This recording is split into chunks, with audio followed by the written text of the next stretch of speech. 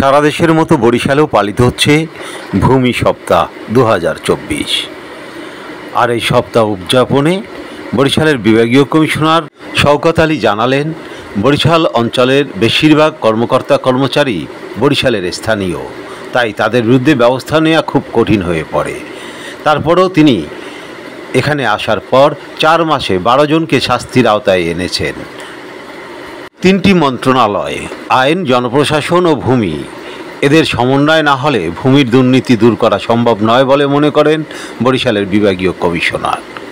6 June বৃহস্পতিবার বিভাগীয় প্রশাসন ও জেলা প্রশাসনের আয়োজনে সার্কিট হাউস মিলনায়তনে এ সময় সাংবাদিকদের প্রশ্নের উত্তর দেন তিনি।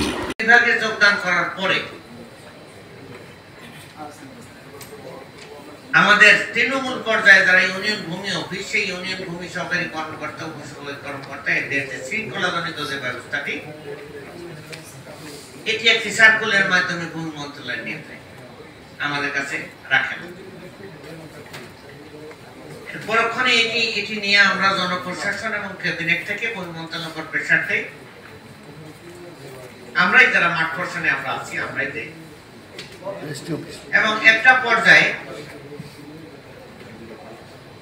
ভূমি মন্ত্রণালয় সেই শৃঙ্খলাজনিত বিষয়টি বিভাগীয় কমিশনের কাছে অর্পণ করে।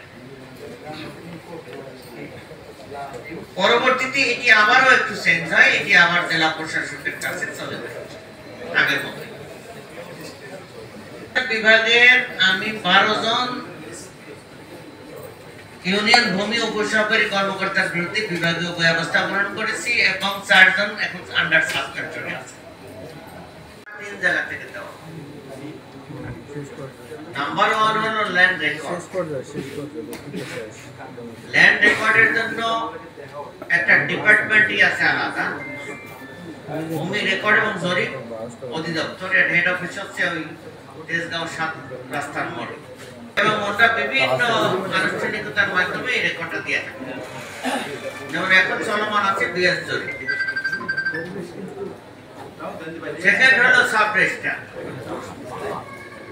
ওনারা রেজিস্ট্রি করেন, কিন্তু ওনারা আমাদের ল্যান্ড মিনিস্ট্রি আন্ডারে না, ওটা হচ্ছে আইন মন্ত্রণালয়ের আন্ডারে।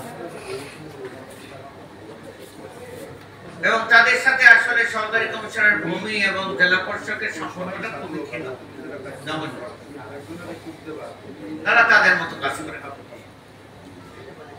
আর থার্ড যেটা বড়, যেটা ভূমি ব্যবস্থাপনা, এটা করে আমাদের জেলা প্রশাসন ও উপজেলা ভূমি, ইউনিয়ন ভূমি।